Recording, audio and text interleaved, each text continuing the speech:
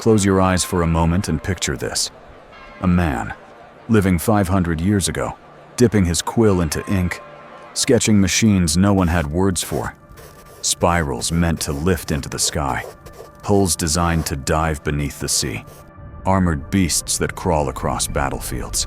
He drew them all, centuries before any engineer could dream of building them. That man was Leonardo da Vinci. We know the name, we know the smile of the Mona Lisa. But what if I told you the Leonardo we think we know is only the surface? Behind the masterpieces lies a man who may have carried knowledge far beyond his century. Knowledge encrypted in mirror writing, buried in paintings, whispered about in missing years that history still cannot explain. Tonight, on Chronicle of Secrets, we're not asking whether Da Vinci was a genius. We're asking something far stranger. Did he glimpse a truth not meant for his time? Codes, dissections, vanished chapters, and perhaps even contact with something or someone not of this earth. Stay with me, because in the next few minutes, you may find yourself questioning not just Leonardo, but the very boundaries of human history itself. The genius beyond time. Open one of Leonardo's notebooks, and the page almost hums.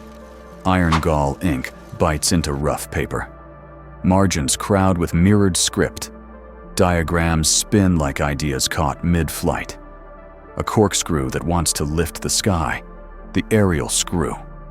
A leather-stitched hull made to breathe underwater, a diving apparatus, a self-propelled cart whose gears argue with gravity, and tucked between anatomy notes, a sketch that reads less like a toy and more like a wager, a humanoid automaton. This is not Victorian London or the age of patents. This is 15th century Italy. Candles, guilds, church bells, and a world where flight belongs to angels and descent belongs to the damned. Yet here is a young man from Vinci drafting problems the 21st century will still be debugging. Historians sigh, a man ahead of his time. I've spent years with that phrase in archives from Florence to Milan, and it never quite satisfies. Ahead by how much? And by what mechanism does a single mind vault centuries? In reading Leonardo, a pattern keeps flashing like a lighthouse through fog. He doesn't just dream, he deconstructs. Wings are not symbols, they're load paths. Water isn't a biblical metaphor. It's a fluid with vortices you can diagram. Even his failures feel engineered, iterations, not fantasies. And that's what unsettles me. Most visionaries sketch around the future. Leonardo sketches inside it. There's also the texture of secrecy. He writes backwards, as if his thoughts were born in a mirror. He buries notes among studies of sinew and tendon, as if invention must wear the mask of anatomy to slip past suspicion. In an era when the wrong curiosity could brand you a heretic, he keeps building, quietly, stubbornly, engines of air and water under the eyes of power. That isn't only genius, that's risk. So what do we do with a figure who behaves like a bridge, one foot on the cobblestones of Renaissance Florence, the other testing the tensile strength of tomorrow? The textbook answer is comforting. Once in a millennium brilliance. I respect that answer. I've taught it. But the archival paper still crackles with a second possibility, one that refuses to lie flat. Maybe his mind wasn't just bright, it was tuned. Tuned to patterns other people couldn't hear yet. Tuned to a signal that made the 1400s feel porous, as if the future were leaking backwards. I'm not talking about silver saucers over the Arno. I'm talking about a bandwidth of knowing, rare, dangerous, and oddly repeatable across history, where a person starts writing as though time were a library, and they'd been granted after-hours access. Leonardo reads that way. The notebooks don't posture, they interrogate. What load will canvas bear? How many turns per minute before lift? What gear ratio will persuade a cart to move itself? These are not the questions of a dreamer. They're the fingerprints of contact, whether with nature's deepest laws or with something that whispers those laws more clearly than most of us can hear. And then there's the timing. Ideas sharpen after stretches where the record goes quiet.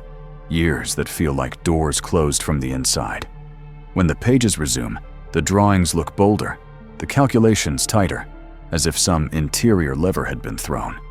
What flipped it? A teacher? A text? A revelation in stone and shadow? He never says. He leaves us the work instead. Mirrored letters, pulleys, vortices, and a sense that the world is riddled with mechanisms waiting to be convinced. Call him a genius and you won't be wrong. But stop there and you miss the pressure wave his mind leaves behind, the way it pushes on us to re-ask the unsettling question. Where do ideas like this actually come from?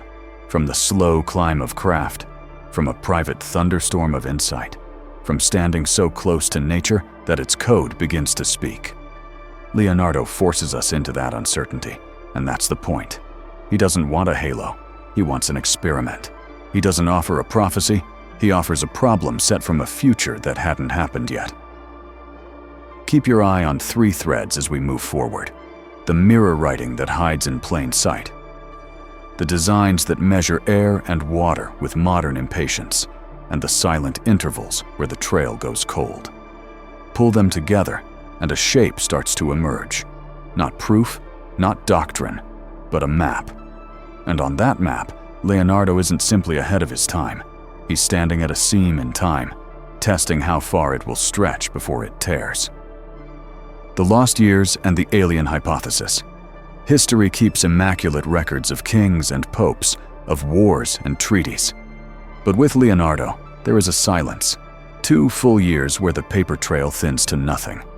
From 1476 to 1478, the rising artist of Florence, already known for his uncanny skill, simply vanishes from the written record. No commissions, no guild notes, no receipts. For a man in his 20s, newly visible in the city's artistic circles, that kind of disappearance is not just unusual, it's almost impossible. I've sat in Florentine archives, turning brittle folios under careful light, and the absence feels louder than the entries. It's not just that we don't know where he was, it's that when he re-emerges, he seems changed. His designs grow bolder, his subjects stranger. The shift is so sharp it feels less like gradual growth and more like someone flicked a switch inside his mind. Traditional historians wave this off. Perhaps he traveled. Perhaps he studied quietly under a patron whose records were lost. Plausible, yes. But after decades of studying moments like this in the lives of impossible geniuses, I've noticed a pattern. Silence, then surge. A void in the timeline, followed by an explosion of ideas that seem to come from nowhere. Here's the part that unsettles me, and may unsettle you too. Some theorists suggest that, in those missing years, Leonardo may have encountered knowledge not of this earth. Not little green men descending from saucers, but contact with a source of information that bent his trajectory. Think of it as a transmission, a brief window where a human mind tuned in to a frequency most of us can't hear. And there's a precedent. Across civilizations, myths speak of culture bearers, figures who vanish, encounter the others, and return with tools, calendars, even architecture. In Mesoamerica, it's Quetzalcoatl. In Mesopotamia, Oans rising from the sea. In Greece, Prometheus with his fire. Why not Florence with Leonardo? When you compare his pre-1476 works to his post-1478 notebooks, the difference is stark. Before, careful, gifted, but conventional. After, maps that rival modern surveys, sketches of flying machines, weapons no one had imagined, and anatomical diagrams so precise they still teach medical students today. It feels like Leonardo walked back into Florence carrying not just his brushes, but a library only he could see. Now, I'm not asking you to believe he boarded a craft in the Tuscan hills, but here's what keeps me up at night. If genius alone explains his leap, why do we see the same leap at the same historical moment in scattered places across the world, often linked to strange sightings in the skies? And here's where the mystery deepens. Those missing years are not just blank. They line up with other anomalies in Leonardo's life. His obsession with mirrored writing, his coded notes that read more like encryption than sketches, his cryptic references to caves and visions. Are these all separate quirks or pieces of a single pattern? We'll return to those codes soon. For now, hold on to this image. A young artist disappears into silence and re-emerges with the mind of an engineer centuries ahead of his time. Something happened in that gap. The question is not whether, the question is what. Codes in the canvas. Art is supposed to speak plainly, or so we're told.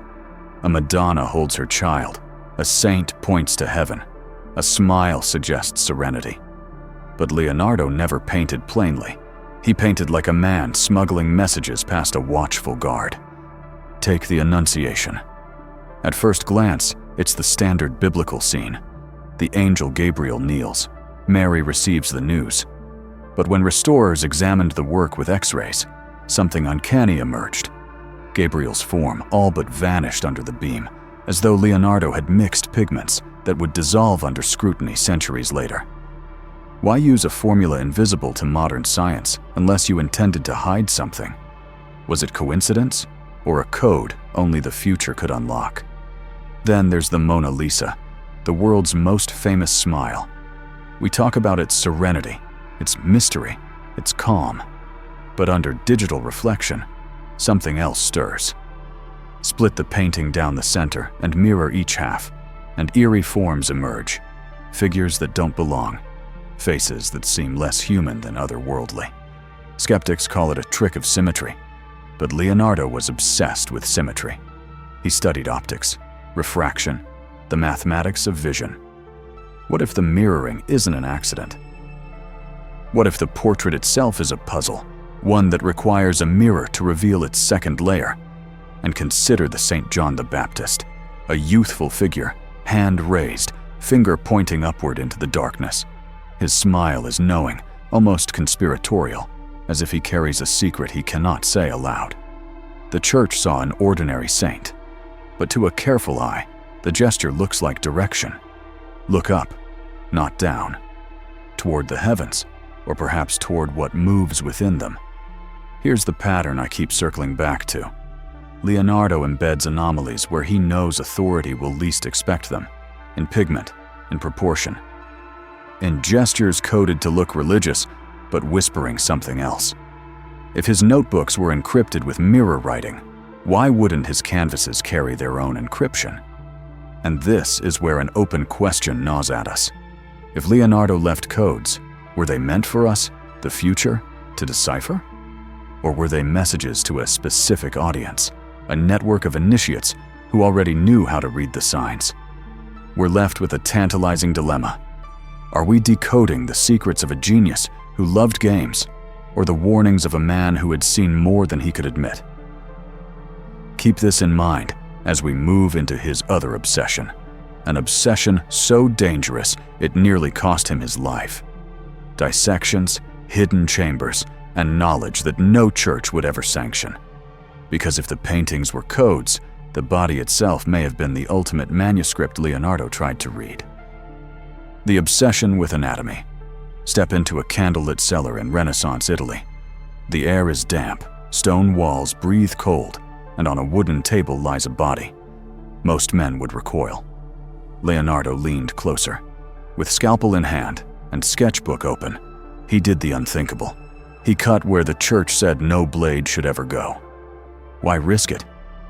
In the 15th century, dissecting human corpses was more than frowned upon. It was forbidden, punishable by excommunication or worse. Yet Leonardo persisted. He bought cadavers in secret, sometimes from hospitals, sometimes from less respectable sources, and spent long nights charting muscle, bone, sinew. He left behind hundreds of drawings so precise that even modern surgeons marvel at them. But here's the question that has haunted me as I've studied those drawings. Was Leonardo only chasing artistic accuracy? Or was he chasing something deeper? His sketches don't just show anatomy. They almost map the body, as though he were searching for hidden mechanisms. Veins like rivers, muscles like ropes, organs like engines. He wrote his notes backwards, mirrored, encrypted, so prying eyes couldn't follow. Was it simply to protect himself from the Inquisition?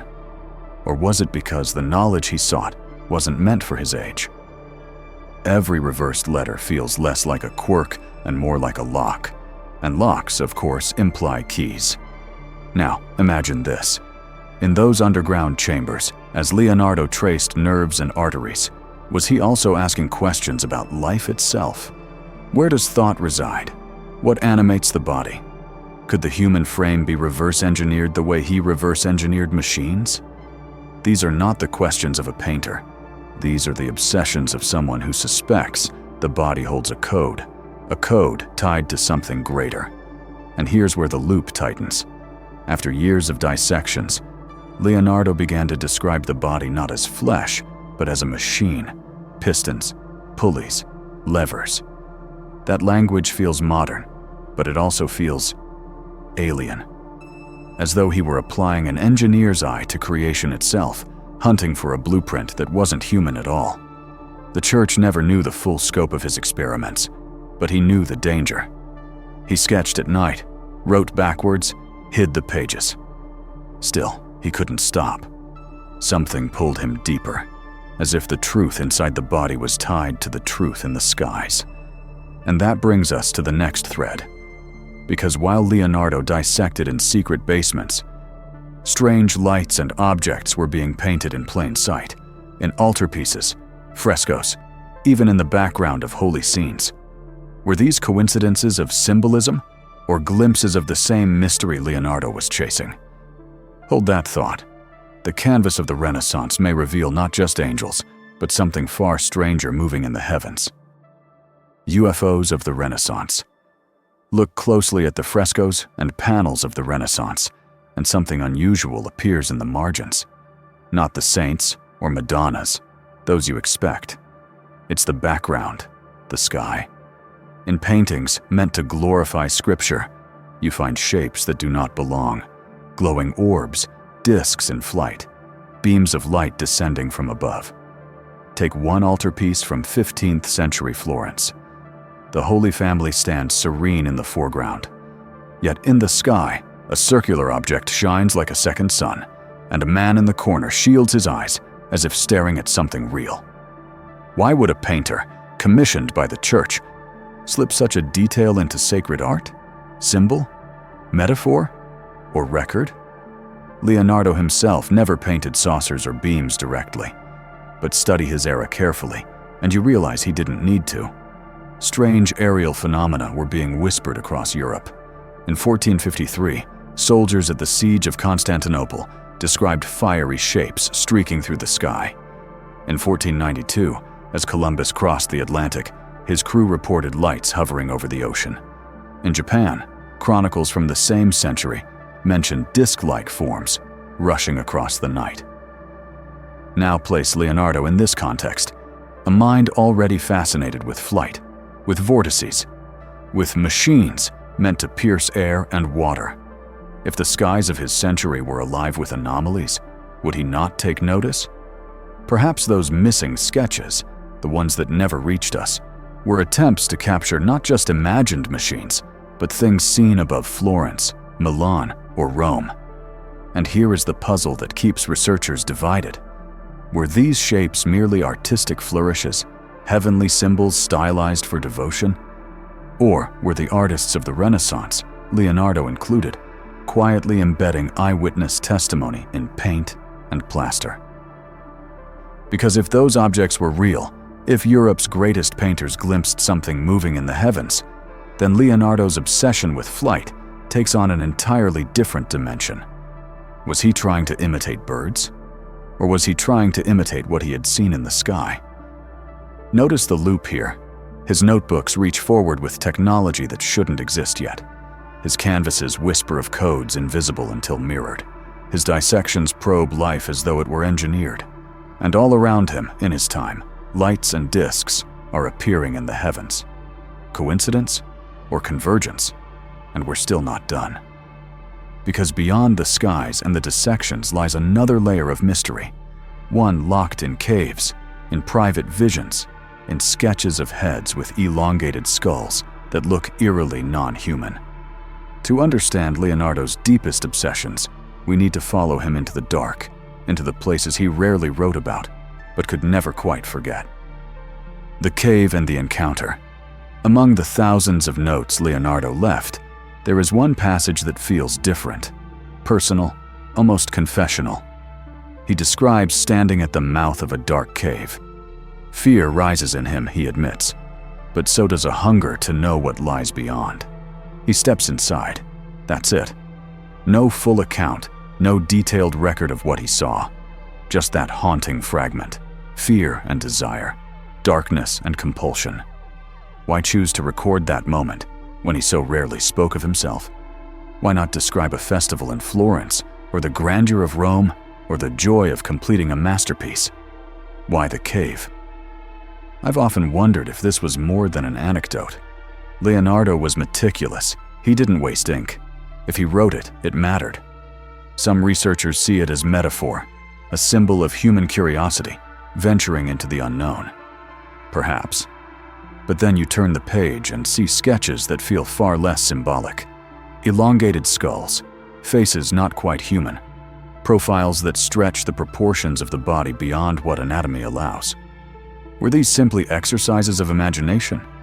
Or did Leonardo, in that cave or elsewhere, encounter shapes he could not reconcile with ordinary experience, shapes that burned themselves into his memory until he had no choice but to draw them?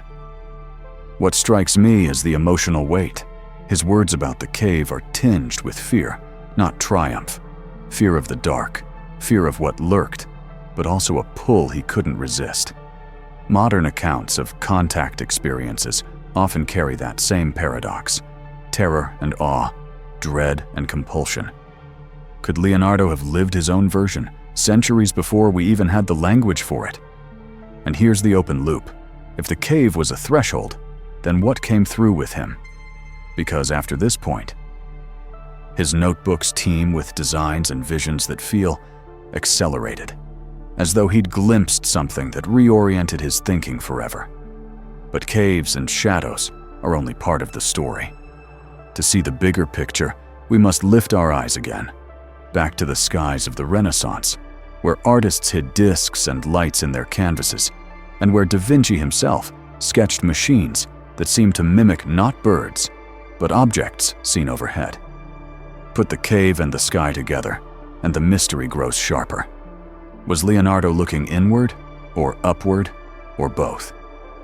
We'll need to press deeper into that puzzle, because if the cave gave him fear, the heavens gave him inspiration. And somewhere between the two, he drew a smile, the Mona Lisa, that still seems to know more than it should. Human genius or cosmic gift? So how do we place Leonardo da Vinci in the story of human history? Was he simply a man of boundless curiosity? Or was his brilliance touched by something beyond what the rest of us call human? On one side, the rationalists insist Leonardo was the product of relentless observation. He dissected bodies, he studied water currents, he sketched every bird in the Tuscan sky. Give any mind enough discipline and patience, they argue, and the extraordinary becomes inevitable.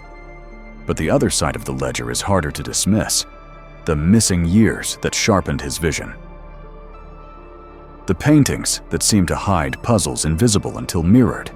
The anatomical studies that read more like engineering diagrams than art. The elongated skulls that look less like practice drawings and more like testimony. And the background hum of the Renaissance itself, a time when strange lights appeared in the heavens, when sailors and soldiers alike whispered of objects moving against the stars. Here's what makes Leonardo impossible to file neatly into one box. His legacy presses us into questions we don't like to ask. If he was purely human genius, then we must accept that the boundaries of human creativity stretch far wider than we imagined, that in the right mind, centuries can collapse. But if even a sliver of his knowledge was seeded by contact, whether through visions, encounters, or transmissions, then human history is not a solitary climb. It's a collaboration with forces we've yet to define. And maybe that's the real tension. Leonardo lives at the seam where two explanations pull against each other: the triumph of human intellect and the lure of cosmic mystery. The notebooks, the canvases, the codes, they refuse to let us choose just one. The more I study him, the more I suspect Leonardo wanted it that way. He wasn't offering answers. He was scattering breadcrumbs, leaving puzzles for us to chase half a millennium later. In that sense, whether genius or gift, he succeeded. We are still chasing him. Leonardo da Vinci once wrote that learning never exhausts the mind. And perhaps that's the truest legacy he left us.